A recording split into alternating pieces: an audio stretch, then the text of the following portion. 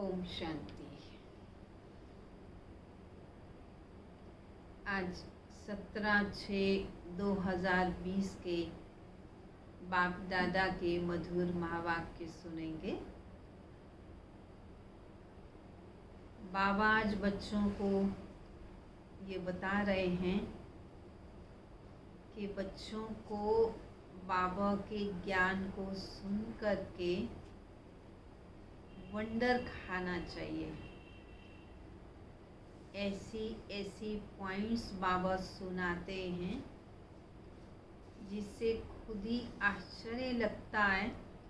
जैसे जिनकी हम 63 जन्मों से भक्ति कर रहे थे, जिनके मंदिरों में जा रहे थे, जिनकी पूजा कर रहे थे, वंडर ये है कि वो भगवान स्वयं हमें पढ़ा रहे हैं।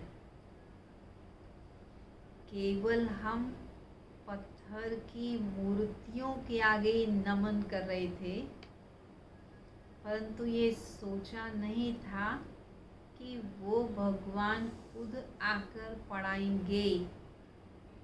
अभी वंडर लगता है कि देखो वो तो हमारा बाप है, वो हमारा शिक्षक है, वो हमको पढ़ाते हैं, राजाई के लायक बनाते हैं। वंडर है। ये भी वंडर है जिन लक्ष्मी नारायण के हम पुजारी थे और वही लक्ष्मी नारायण हम खुद बन रहे हैं। लक्ष्मी नारायण बनना ही हमारा लक्ष्य है। ये तो कभी सोचा ही नहीं था कि हम ऐसे कोई लक्ष्मी नारायण बन जाएंगे। वंडर है कि हम वो बन रहे हैं। बाबा ने आज बहुत अच्छी राय भी बच्चों को दी। कई बच्चे कहते हैं बाबा हमें ज्ञान की धारणा ज़्यादा नहीं होती है, ज्ञान ज़्यादा समझ में नहीं आता है, भूल जाता है। बाबा कहते अच्छा कोई बात नहीं, तो मुझे याद तो कर सकते हो, याद ही कर लो, जो कर सकते हो वो तो कर ही लो। कई बच्चे कहते हैं बाबा हम ज्ञान नहीं सुना सकते, हमारा मुख ज्ञान सुनाने के लिए नहीं खुलता है। बाबा कहते बच्चे तुम ज्ञान का सिमरण तो कर सकते हो, ज्ञान का सिमरण ही कर लो, मनन चिंतन कर लो, फिर धीरे धीरे एक अवस्था आ जाएगी, एक टाइम आ जाएगा जो अंदर से आत्मा भरपूर होगी तो ज़रूर फिर ज्ञान सुना भी सकेगी। फिर भी बाबा राय देते बच्चे निराश मत हो, आगे बढ़ते चलो। आज की मुरली में कुछ प्रश्न भी हैं, आपको प्रश्न सुना देते हैं, फिर आप मुरली सुनते वक्त उनके उत्तर निकालना कि क्या बाबा ने उनके आंसर दिए उन क्वेश्चंस के। सतयुग में जो देवी देवता हैं तो क्या वो अपने आप को आदि सनातन देवी देवता धर्म का कहलाते हैं? सतयुग के देवी देवता सतयुग में अपने आप को आदि सनातन देवी देवता धर्म का कहलाएंगे? क्या होगा? दूसरा प्रश्न, श्री कौन है? जो बाप से सम्मुख पढ़ाई पढ़ी वो श्री बने, या जो भक्ति मार्ग में टाइटल शास्त्रों के आधार से ले लेते हैं, शास्त्रों को याद करने के आधार से टाइटल ले लेते हैं श्री श्री, तो वो श्री हैं, या जो बाप से सम्मुख पढ़ाई पढ़ रहे हैं वो श्री बनते हैं? फिर बाबा ने ये भी पूछा कि सबसे पुराने भक्त कौन हैं, और उन पुरानों में भी सबसे पुराना भक्त कौन है? फिर बाबा ने कहा अच्छा ये जो मंदिर आदि द्वापर युग में बने तो सबसे पहला मंदिर किसने बनाया और किसका बनाया? थोड़े से प्रश्न हैं, इन सभी प्रश्नों के उत्तर मुरली में से ढूंढना, ठीक है? ध्यान से मुरली सुनेंगे। आज 17/6/2020 के माँ बाप के। मीठे बच्चे याद में रहो तो दूर होते भी साथ में हो। याद कर रहे हो तो भले कहीं भी हो, पर हो बाबा के साथ में। याद से साथ का भी अनुभव होता है और विकर्म भी विनाश होते हैं। बाबा ने प्रश्न पूछा, दूरदेशी बाप बच्चों को दूरादेशी बनाने के लिए कौन सा ज्ञान देते हैं? बाबा दूर देश परम धाम के रहवासी हैं और बच्चों को बनाना चाहते हैं दूरादेशी। बच्चे भी विशाल बुद्धि से हर बात को सोचें समझें, तो बाबा उसके लिए कौन सा ज्ञान देते हैं? आत्मा कैसे चक्कर में भिन्न भिन्न वर्णों में आती है, इसका ज्ञान दूरादेशी बाप ही देते हैं। तुम जानते हो कि अभी हम ब्राह्मण वर्ण के हैं। इससे पहले जब ज्ञान नहीं था तो शूद्र वर्ण के थे, और उससे पहले वैश्य वर्ण के थे। दूर देश में रहने वाला बाप आकर ये दूरादेशी बनने का सारा ज्ञान बच्चों को देते हैं। गीत है, जो पिया के साथ है उनके लिए ज्ञान की बरसात सदा ही है। ओम शांति। जो ज्ञान सागर के साथ हैं उनके लिए ज्ञान बरसात है। तुम बाप के साथ हो ना, भले विलायत में हो या कहीं भी हो, परंतु याद के आधार से, प्यार के आधार से बाबा के सदा साथ हो। याद तो रखते हो ना। जो भी बच्चे याद में रहते हैं वो सदैव साथ में हैं। याद में रहने से साथ रहते हैं और विकर्म भी विनाश होते हैं। फिर शुरू होता है विकर्माजीत संवत। जब विकर्म विनाश हो गए तो सतयुग प्रारंभ हो गया, तो गया विकर्माजीत संवत। फिर जब रावण राज्य होता तब कहते राजा विकर्म का संवत। वह विकर्माजीत और वह विकर्मी संवत। अभी तुम विकर्माजीत बन रहे हो, फिर तुम विकर्मी बन जाओगे। इस समय सभी अति विकर्मी हैं। किसी को भी अपने धर्म का ही पता ही नहीं, कर्म का ही पता ही नहीं, नियम धारणाओं का भी पता नहीं। आज बाबा छोटा सा प्रश्न पूछते हैं कि सतयुग में देवताएं क्या ये जानते हैं कि हम आदि सनातन देवी देवता धर्म के हैं? जैसे तुम समझते हो अब कि हम हिंदू धर्म के हैं, कोई कहेंगे हम क्रिश्चियन धर्म के हैं, वैसे वहाँ देवताएं अपने को देवी देवता धर्म का समझते हैं। विचार की बात है ना। वहाँ दूसरा कोई धर्म तो है नहीं जो धर्म के बारे में बताना पड़े, नाम लेना पड़े। दूसरा कोई धर्म है ही नहीं जो ये समझें कि हम फलाने धर्म के हैं। यहाँ तो बहुत धर्म हैं, पहचान देने के लिए अलग अलग नाम रखने पड़ते हैं। वहाँ तो है ही एक धर्म, इसलिए कहने की दरकार नहीं रहती कि हम इस धर्म के हैं। क्वेश्चन का आंसर मिल गया कि वहाँ पर ये कहने की दरकार नहीं रहती कि हम देवता धर्म के हैं। उनको पता भी नहीं है कि कोई धर्म होते हैं, उनकी ही राजाई है। अभी तुम जानते हो, अब जानते हो कि हम आदि सनातन देवी देवता धर्म के हैं। देवी देवता और कोई को कहा ही नहीं जा सकता। पतित होने के कारण अपने को देवता कहला नहीं सकते। पवित्र को ही देवता कहा जाता है। वहाँ ऐसी कोई बात होती नहीं, कोई से भेंट नहीं की जाती, तुलना नहीं की जाती।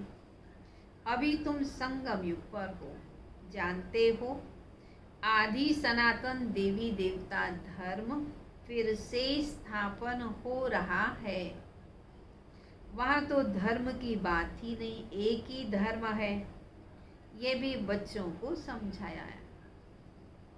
ये जो कहते हैं कि महाप्रलय हो जाती है, अर्थात कुछ भी नहीं रहता, सारी दुनिया एकदम खत्म हो जाती है, बाबा कहते ये कहना रॉन्ग है, ऐसा नहीं होता। बाप बैठ समझाते राइट क्या है।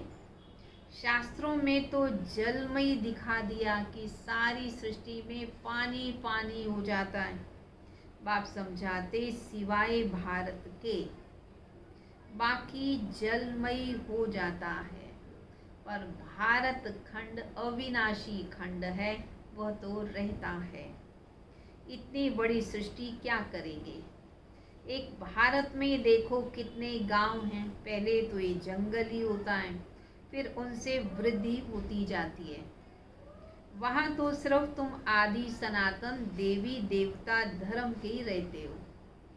ये तुम ब्राह्मणों की बुद्धि में बाबा धारणा करा रहे हैं।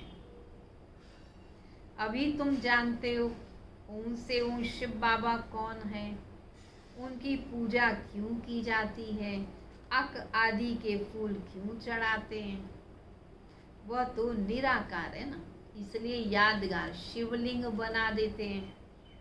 कहते हैं नाम रूप से न्यारा है, परंतु नाम रूप से न्यारी तो कोई चीज़ होती नहीं। तब क्या है जिसको फूल आदि चढ़ाते हैं। पहले पहले पूजा उनकी होती है। किनकी पूजा सबसे पहले हुई? सबसे पहले शिव बाबा की ही भक्ति प्रारंभ हुई। किसने प्रारंभ की? राजा विक्रमादित्य ने। मंदिर भी उनके बनते हैं, क्योंकि भारत की और सारी दुनिया के बच्चों की सर्विस करते हैं।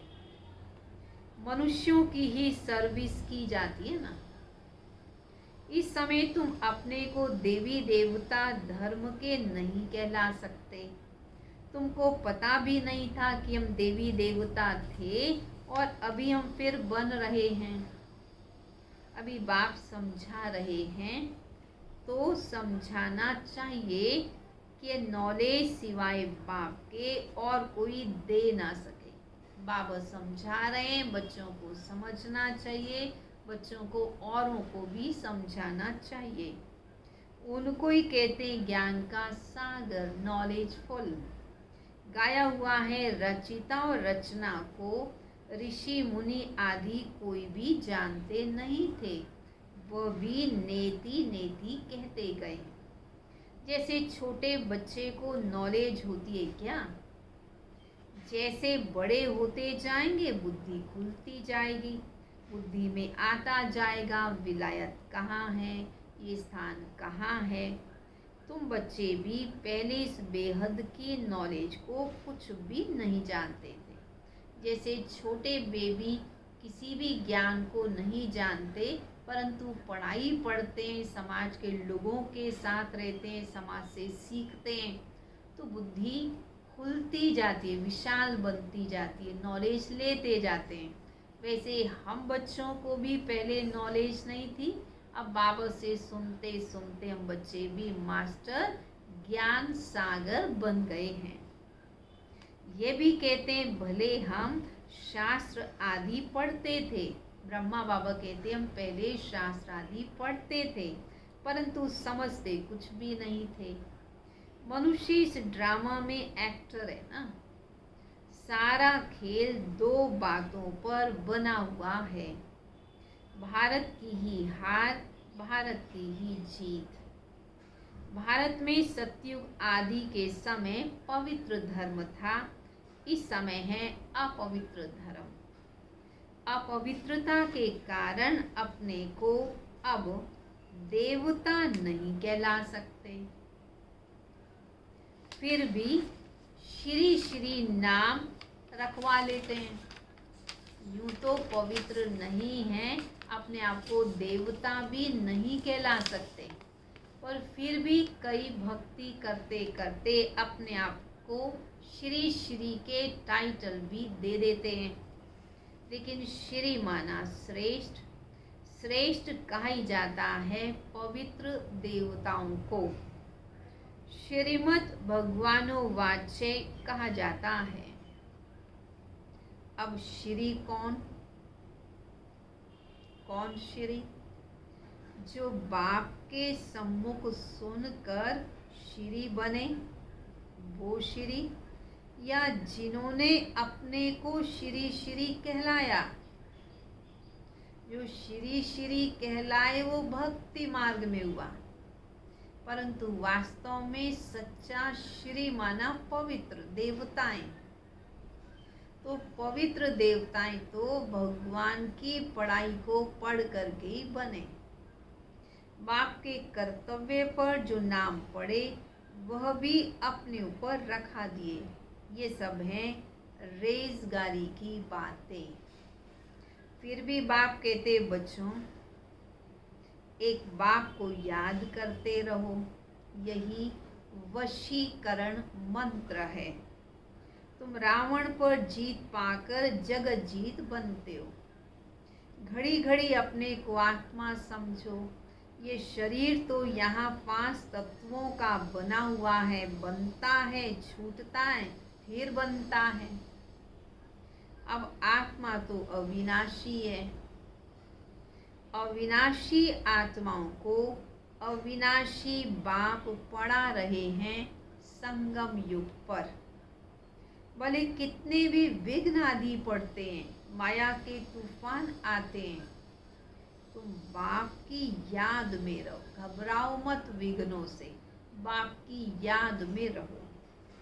तुम समझते हो कि हम ही सतो प्रधान थे, फिर हम ही तमो प्रधान बने। तुम्हारे में भी नंबर 1 जानते हैं। तुम बच्चों की बुद्धि में है, हमने ही पहले पहले भक्ति की है।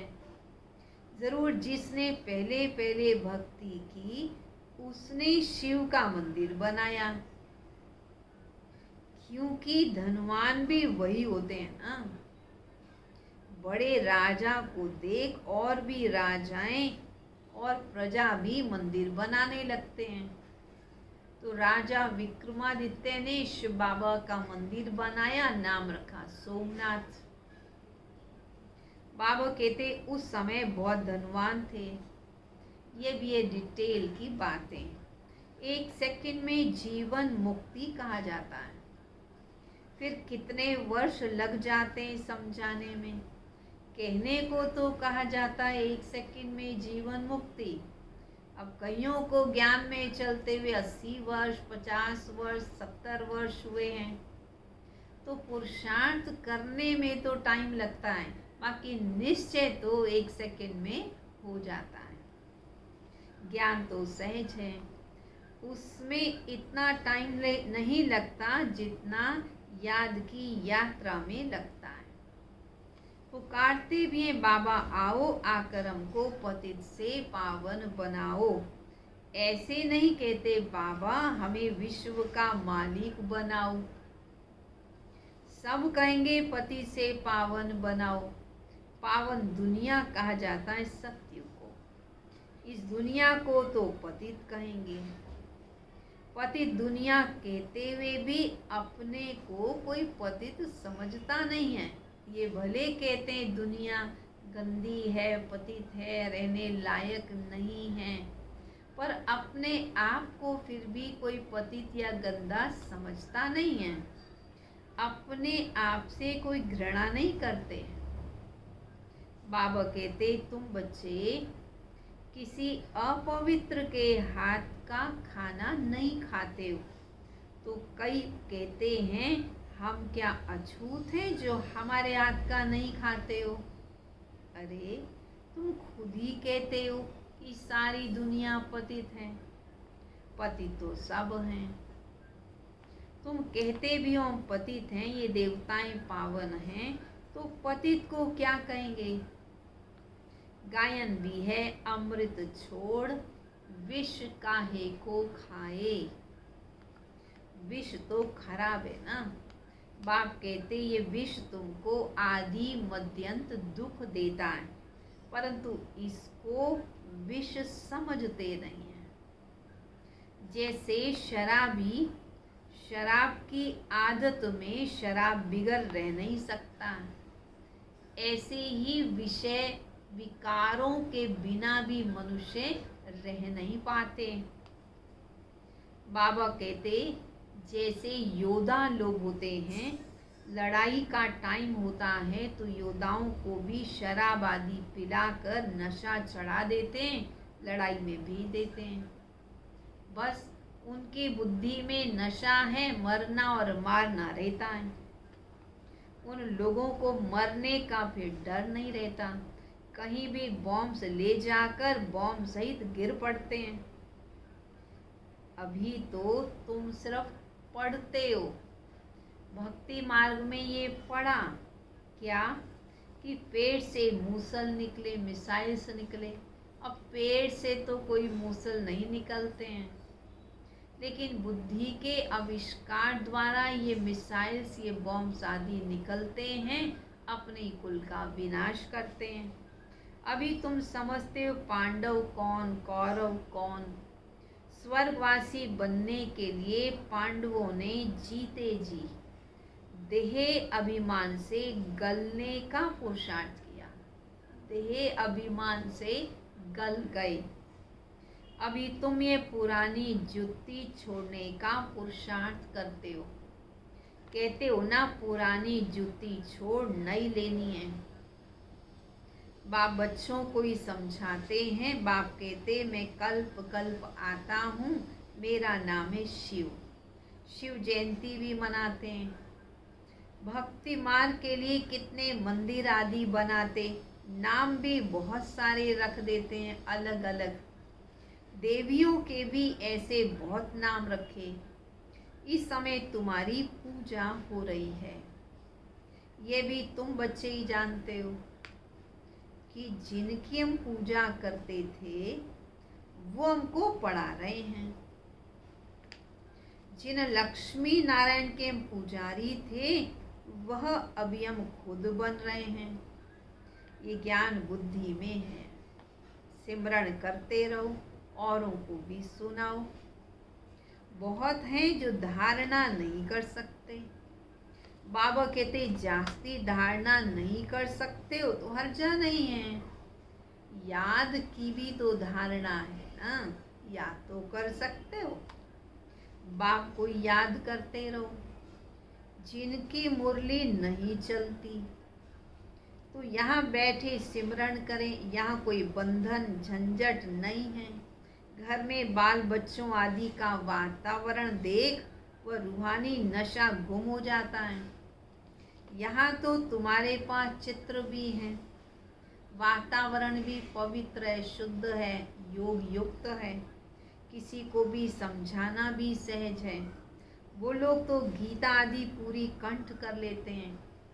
सिख लोगों को भी ग्रंथ कंठ रहता है। तुमको क्या कंठ करना है? बाप की याद को ही कंठ कर लेना है।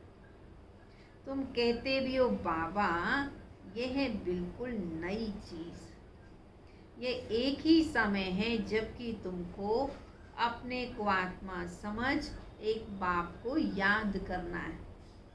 5000 वर्ष पहले भी सिखाया था और कोई की ताकत नहीं जो ऐसे समझा सके।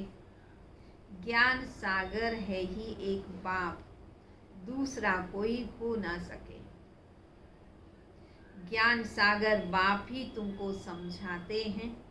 आजकल ऐसे भी बहुत निकले हैं जो कहते हैं हमने अवतार लिया है, हम भगवान के अवतार हैं। इसलिए सच की स्थापना में कितने विघ्न पड़ते हैं। जो झूठ बोलने वाले हैं वो सच के कार्य में विघ्न डालते हैं झूठ बोल करके। परंतु गाया जाता सच की नाव हिलेगी डुलेगी परंतु कभी भी डूबेगी नहीं। तो हम सच की नाव में बैठे हैं। भले विघ्न आ रहे हैं, रुकावटें भी हैं, बंधन भी हैं, परंतु ये नाव तो पार हो कर के ही रहेगी। बाबा के बच्चे सब निश्चिंत होकर के रहें। अब तुम बच्चे बाप के पास आते हो तो तुम्हारी दिल में कितनी खुशी रहनी चाहिए। आगे यात्रा पर जाते थे तो दिल में क्या आता था? अभी तो घर बार छोड़ यहाँ आते हो तो क्या ख्याल आते हैं? हम बाप दादा के पास जाते हैं। बाप ने यह भी समझाया है, मुझे सिर्फ शिव बाबा कहते हैं। जिसमें प्रवेश किया वह है ब्रह्मा बाबा। बिरादरियां होती है ना, तो पहली बिरादरी ब्राह्मणों की है, फिर देवताओं की बिरादरी हो जाती है।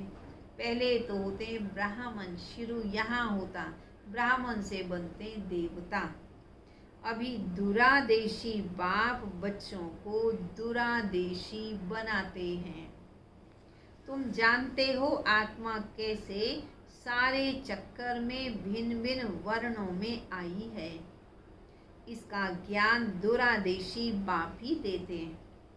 तुम विचार करोगे, अभी हम ब्राह्मण वर्ण के हैं और इससे पहले जब ज्ञान नहीं था तो शूद्र वर्ण के थे, और ये ब्रह्मा है हमारा great great grandfather. Great great अब की बात है। अब ये बातें सिवाय बाप के और कोई समझा न सके। इनको कहा जाता दूरा देश का ज्ञान। दूर देश में रहने वाला बाप आकर दूर देश का सारा ज्ञान बच्चों को देते हैं। तुम जानते हो हमारा बाबा दूर देश से इसमें आते हैं। ये पराया देश, पराया राज्य है।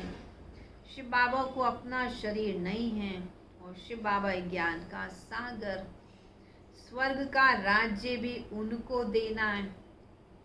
श्री कृष्ण थोड़ी देंगे, शिव बाबा ही स्वर्ग का राज्य देंगे। कृष्ण को बाबा नहीं कहेंगे, बाबा तो राज्य देते हैं। बाप से तो वर्षा मिलता है। अभी हद के वर्षे सब पूरे होते हैं। सतयुग में तुमको ये मालूम नहीं रहेगा कि हमने संगम युग पर 21 जन्मों का वर्षा शिव बाबा से लिया। ये अभी जानते हो। हम 21 जन्मों का वर्षा आधा कल्प के लिए ले रहे हैं। 21 पीढ़ी यानी पूरी आयु। जब शरीर बूढ़ा होगा तब समय पर शरीर छोड़ेंगे। जैसे सर्प पुरानी खाल छोड़ नई ले लेते हैं, हमारा भी पाठ बजाते बजाते यह चोला पुराना हो गया है। तुम सच्चे सच्चे ब्राह्मण हो। तुम्हें ही भ्रमरी कहा जाता है। भ्रमरी जो कीड़ों को पकड़ करके ले आती है और भूं भूं करके उन्हें उड़ने लायक बना देती है। बाबा कहते इस दुनिया में जो विकारों में ही फंसे हुए हैं वह भी कीड़े सदृश हैं। उनको तुम ज्ञान में लाओ और ज्ञान की भूं भूं करो तो वो भी उनको भी ज्ञान और योग के पंख मिल जाएंगे और वो उड़ने लगेंगे। तो ये कार्य किसका है? भ्रमरी का। तो बाबा कहते तुम हो ब्राह्मण ब्राह्मणिया, तुम उड़ने के पंख सभी को देते हो। उमंग उत्साह के पंख, ज्ञान योग के पंख देते हो। तुम कीड़ों को आप समान ब्राह्मण बनाती हो। तुम्हें कहा जाता है कीड़े को ले आकर बैठ फिर भूं भूं करो। भ्रमरी भूं भूं करती है, फिर कोई को तो पंख लग जाते, कोई मर भी जाते हैं। यहाँ भी ऐसा होता है। कोई तो उड़ने लगते हैं, ज्ञान में चलने लगते हैं, बहुत अच्छा पुरुषार्थ करने लगते हैं, और कोई फिर पीछे ही रह जाते हैं। मिसाल अभी का है। तुम लाडले बच्चे हो। बच्चों को नूरे रतन कहा जाता है। बाप कहते हे नूरे रतन बच्चे, तुमको अपना बनाया है तो तुम भी हमारे हुए ना। ऐसे बाप को जितना याद करेंगे पाप कट जाएंगे, और कोई को भी याद करने से पाप नहीं कटेंगे। अच्छा, मीठे मीठे सिक्किल दे बच्चों प्रति माता पिता बाप दादा का याद प्यार और गुड मॉर्निंग। रूहानी बाप की रूहानी बच्चों को नमस्ते। रूहानी बच्चों की रूहानी बाप दादा को नमस्ते नमस्ते नमस्ते। धारणा के लिए मुख्य सार। सभी प्रश्नों के उत्तर तो मिल ही गए, अब सार सुनेंगे। जीते जी देह अभिमान से गलने का पुरुषार्थ करना है। इस पुरानी जुत्ती में जरा भी ममत्व न रहे। सच्चा ब्राह्मण बन कीड़ों पर ज्ञान की भूं भूं कर उन्हें आप समान ब्राह्मण बनाना है। वरदान। होपलेस में भी होप पैदा करने वाले, ना उम्मीद में उम्मीद पैदा करने वाले, सच्चे परोपकारी, संतुष्ट मणि भाव। त्रिकालदर्शी बन हर आत्मा की कमजोरी को परखते हुए उनकी कमजोरी को स्वयं में धारण करने या वर्णन करने की बजाय कमजोरी रूपी कांटे को कल्याणकारी स्वरूप से समाप्त कर देना। दूसरे की कमजोरी का वर्णन भी नहीं करना और दूसरे की कमजोरी स्वयं में धारण भी नहीं करनी, बल्कि उनके प्रति शुभ भावना, कल्याणकारी भावना रख के उनकी कमजोरी को समाप्त करना है, कांटे को फूल बना देना है। स्वयं भी संतुष्ट मणि के समान संतुष्ट रहना और सर्व को संतुष्ट करना।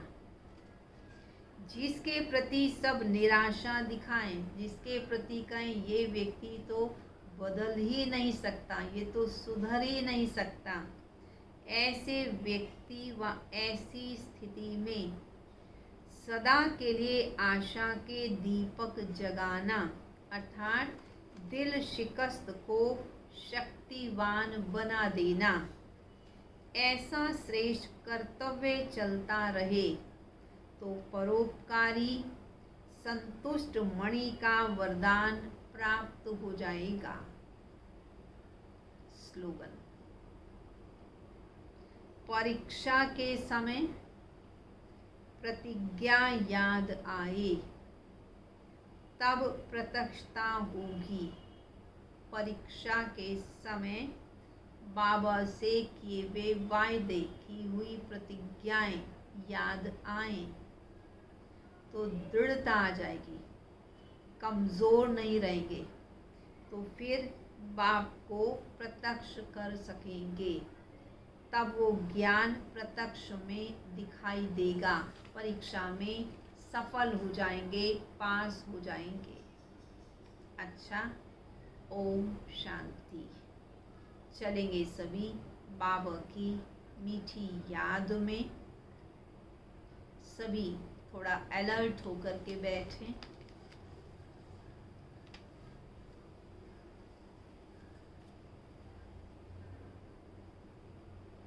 सामने देखें, दृष्टि लेते हुए संकल्प करें,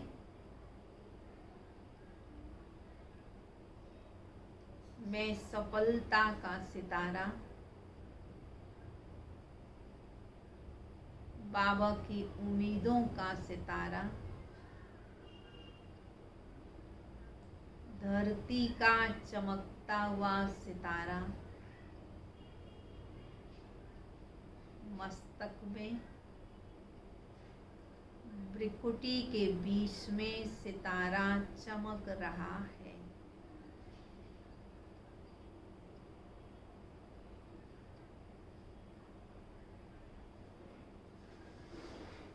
मैं आत्मा अजर अमर अविनाशी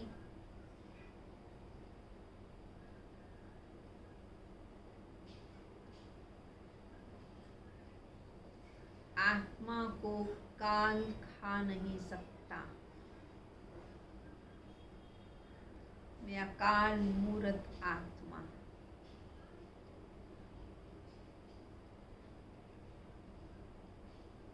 मैं निर्भय आत्मा, शक्तिशाली आत्मा,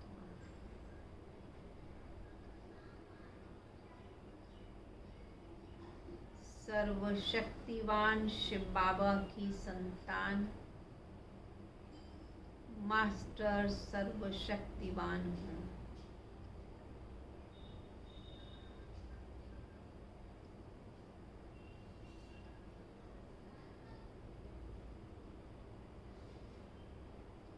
मुझे उमंग उत्साह के पंख लगे हुए हैं।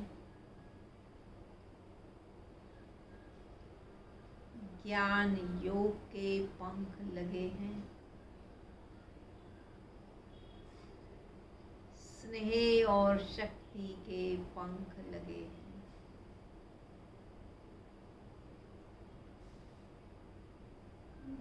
मैं जहाँ चाहूँ वहाँ उड़ सकता हूँ।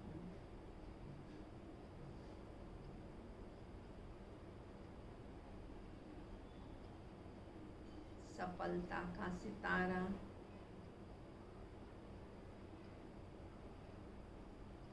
विघ्नों को पार करते हुए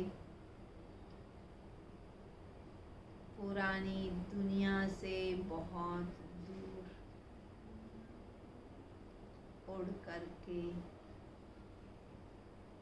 जा रहा है।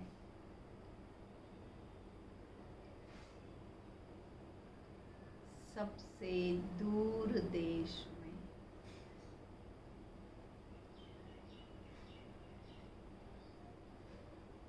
मेरा अपना घर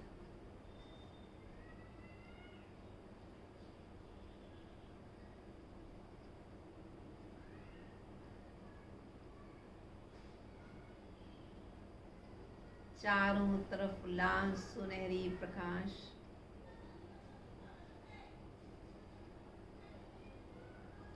शांति ही शांति चारों तरफ है।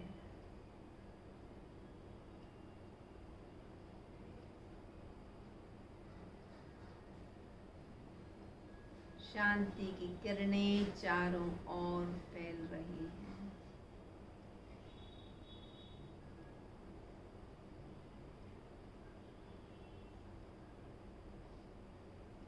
मैं आत्मा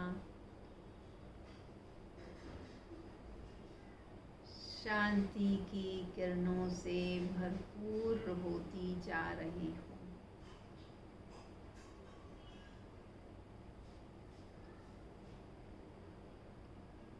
मम्मा सदिश है शांति की देवी, शांति का दूत।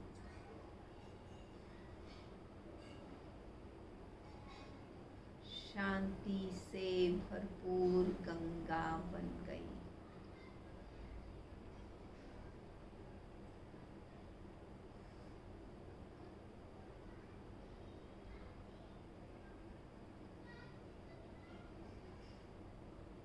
इस घर में मैं आत्मा विश्राम पाती हूँ।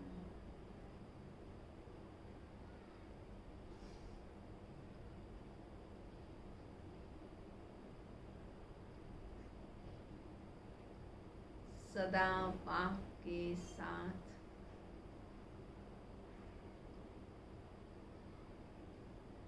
बाप की शक्तियों से ओतप्रोत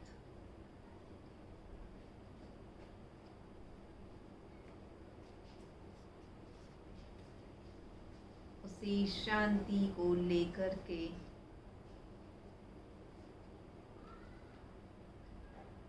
मैं इस कर्म क्षेत्र पर आती हूँ।